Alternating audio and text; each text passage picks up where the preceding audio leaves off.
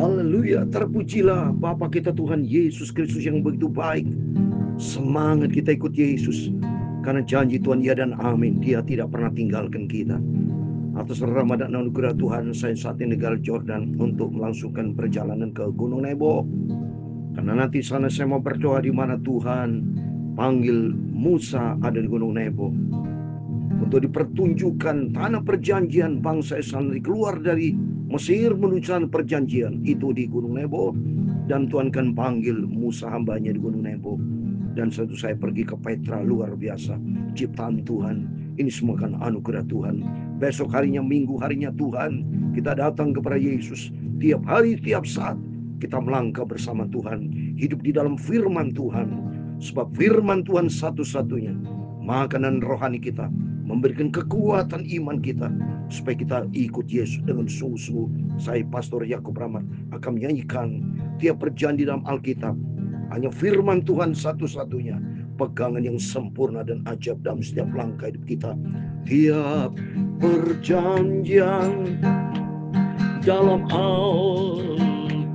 Alkitab, amin, haleluya. Tiap pasal ayat baris aku punya,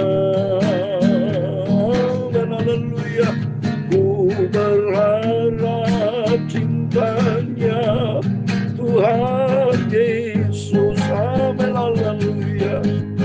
Tiap perjanjian di dalam Alkitab itulah firman Tuhan, amin, haleluya. Ya, perjanjian di dalam Alkitab itulah firman Tuhan, amin, haleluya. Dalam Injil Lukas pasal 11 ayat 28, demikian firman Tuhan. Tetapi ia berkata, yang berbahagia ialah mereka yang mendengarkan firman Allah dan yang memeliharanya.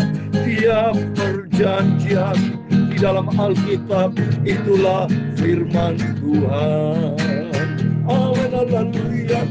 Ya Tuhan punya mula kebesaran dan kejayaan, kehormatan, kemakmuran dan keagungan, amin, haleluya. Ya, segala-galanya ada di langit dan di bumi. Ya Tuhan Yesus, haleluya, punya ulah kerajaan, dan Kau yang tertinggi itu melebihi segala-galanya sebagai kepala. Sebab kekayaan dan kemuliaan berasal daripadamu, dan Engkaulah yang berkuasa atas segala-galanya, amin, haleluya. Dalam tangan-Mu lah kekuatan dan kejayaan, haleluya. Dalam tangan-Mu lah kuasa membesarkan dan mengokohkan segala-galanya, amin, haleluya. Sekarang ya Allah kami di dalam nama Tuhan Yesus Kristus, kami bersyukur kepada-Mu dan memuji nama-Mu yang agung itu Yesus. Ku selalu berharap cintanya Tuhan Yesus, amin, haleluya. Tiap perjanjian di dalam Alkitab itulah firman Tuhan, amin, haleluya. Bapa, sucikan mulutku, pikiran dan hatiku. Pagi ini kami membaca firman-Mu. Kami bersyukur, terima kasih kepada Tuhan Yesus. Bapa-Ku, Engkaulah sumber kekuatan, sumber damai sejahtera. Ampunilah semua dosa salahku ya Tuhan Yesus. Segala puji hormat, segala kebesaran ketinggian kemuliaan, keagungan, kesempurnaan, kekudusan, tempat tertinggi di atas segala-galanya hanya bagi Engkau Tuhan Yesus Kristus. Pagi ini kami siap baca firman Tuhan dalam nama Tuhan Yesus. Kami sudah berdoa mengucap syukur, haleluya. Amin, amin, terpujilah Bapa kita Tuhan Yesus. Salam damai sejahtera Sabtu pagi hari ini 10 Mei 2025. Di Bapak Ibu lebih siang ya, karena waktunya perbedaan antara 4 sampai 5 jam saudara ya. Saya masih ada di negara Jordan aman. Puji Tuhan, semoga anugerah Tuhan membawa kita makin hari makin cinta Tuhan, berpegang kepada firman Allah. Sebab Yesus berkata dalam Lukas 11 ayat 28, tetapi Yesus berkata, yang berbahagia ialah mereka yang mendengarkan firman Allah dan yang memeliharanya. Bapak Ibu mendengarkan firman Allah saya sampaikan, termasuk Bapak Ibu setiap kita mendengarkan firman-firman yang Tuhan firmankan, baik langsung bicara kepada Bapak Ibu maupun melalui hamba-hamba Tuhan, itu dikatakan berbahagia. Dan kita mau taat, jadilah pelaku firman Tuhan. Kanonisasi Alkitab itulah firman Tuhan. Jadi kita yakin bahwa 66 kitab di dalam perjanjian lama sampai perjanjian baru, 66 kitab, ada 1189 pasal, 31.171 ayat. Itulah firman Tuhan yang kita cintai. Dan semua dalam kesimpulannya Markus 12, 30, 31, yaitu secara vertikal kita mengasihi Tuhan, dan secara horizontal kita mengasihi sesama. Itulah dasar firman Tuhan, itulah kasih. Dan di dalam kasih, mari kita mau taat kepada firman Tuhan. Kita mau baca 1 Tawarikh 17 ayat 119, berkatan dialah yang akan mendirikan rumah bagiku, yaitu siapa saudara? Tuhan akan perintahkan nanti Raja Salomo, ya. Raja Salomo putranya dari Daud, saudara ya. Untuk itu mari kita mau baca firman Tuhan supaya kita mengerti dan cinta Tuhan. Amin. Puji Tuhan. 1 Tawarikh 1:17 demikian firman Tuhan. Janji mengenai bait suci yang akan didirikan oleh Salomo. Setelah Daud menetap di rumahnya, berkatalah ia kepada Nabi Nathan, lihatlah aku ini diam dalam rumah dari kayu aras. Padahal tabut perjanjian Tuhan itu ada di bawah tenda-tenda. Lalu berkatalah Nathan kepada Daud, lakukan segala sesuatu yang dikandung hatimu, sebab Allah menyertai engkau. Tetapi pada malam itu juga datanglah firman Allah kepada Nathan demikian, pergilah, katakanlah kepada hambaku Daud, beginilah firman Tuhan, bukanlah engkau yang akan mendirikan rumah bagiku untuk didiami. Ayat kelima, aku tidak akan pernah diam dalam rumah sejak aku menuntun orang Israel keluar sampai hari ini, tapi aku mengembara dari kemah ke kemah dan dari kediaman ke kediaman. Jadi artinya begini Bapak Ibu ya, Daud itu merindu untuk bangun rumah Tuhan, ya. Dan dia katakan dia membangun rumah dia sendiri dari kayu aras. Kayu aras itu kayu yang kuat, saudara, ya, hebat itu. Tetapi tabut perjanjian Tuhan, Daud merasa kok dibuat di dua tenda-tenda. Jadi kerinduan kita, makin Nathan berkata, lakukan apa yang kau kehendaki. Jadi kerinduan Daud. Tapi Tuhan berfirman, saudara ya, bahwa nanti yang akan bangun itu bukan Daud, tapi yang bangun rumah Tuhan itu Salomo nanti. Nanti kita mau baca. Ya, karena Tuhan, aku tidak pernah diam dalam rumah sejak aku menuntun orang dari Israel keluar dari sampai hari ini dari Mesir itu, saudara ya. Tapi ku mengembara. Jadi artinya Tuhan itu merindu, saudara. Ada hubungan persekutuan dengan Tuhan. Ada rumah di mana kita mau duduk diam di kaki Tuhan. Tuhan mau supaya kita membangun hubungan sehat dengan Tuhan. Tuhan mau bersekutu dengan Tuhan Yesus. Seperti pada pagi hari ini, besok hari Minggu. Mari semua berbondong-bondong. Berarti Tuhan itu cinta kita semua. Seperti ayah sama anak rindu papanya itu. Anaknya selalu datang. Sebagai bukti anak itu baik. Dan orang Tionghoa bilang. Jadi anak harus sayang selain kepada Tuhan vertikal. Harus hormat sayang kepada orang tua lu, saudara. Karena kerinduan dari orang tua tentunya anak-anaknya berkumpul menjadi satu. Dan kerinduan dari Tuhan suatu hari kalau kita sebagai anaknya berkumpul jadi satu rumah di sorga. Itu kerinduan Tuhan. Aku tidak pernah diam dalam rumah sejak aku menuntun orang Israel keluar sampai hari menjadi Tuhan tuh rindu. Ya, membangun suatu rumah. Ya, selama aku mengembara bersama-sama seluruh orang Israel, pernahkah aku mengucapkan firman kepada salah satu orang hakim orang Israel yang kuperintahkan mengembalakan umatku? Demikian mengapa kamu tidak memberikan bagiku rumah dari kayu aras? Tuhan tidak pernah banyak menuntut, saudara. Tapi Tuhan merindu supaya kita membangun persekutuan dengan Tuhan. Oleh sebab itu beginilah kau katakan kepada hambaku Daud. Beginilah firman Tuhan semesta alam. Akulah yang mengambil engkau dari padang, tapi menggiring kambing domba untuk menjadi raja atas umatku Israel. Jadi Tuhan tidak mau banyak menuntut kepada Daud. Tuhan mau hanya Daud memimpin ya umatnya, bangsa Israel ke arah yang benar ya, menggiring kami domba untuk menjaga, untuk menjadi raja ya. Jadi diizinkan Tuhan menjadi raja untuk atas Israel ya. Jadi Tuhan tidak menyuruh Daud untuk membangun rumah, tapi nanti akan bangun rumah itu Israel. Nanti kita baca berikutnya. Aku telah menyertai engkau di segala tempat yang kau jalani, telah melenyapkan segala musuhmu dari depanmu. Aku akan membuat namamu seperti nama orang-orang besar yang ada di bumi. Jadi kerinduan dan Tuhan itu dahsyat. Tuhan punya rencana, saudara, terhadap Daud, terhadap anaknya Salomo. Demikian juga Tuhan punya rencana dalam setiap kita. Maka kita ini bangga punya Yesus. Berarti kita dituntun sama Tuhan.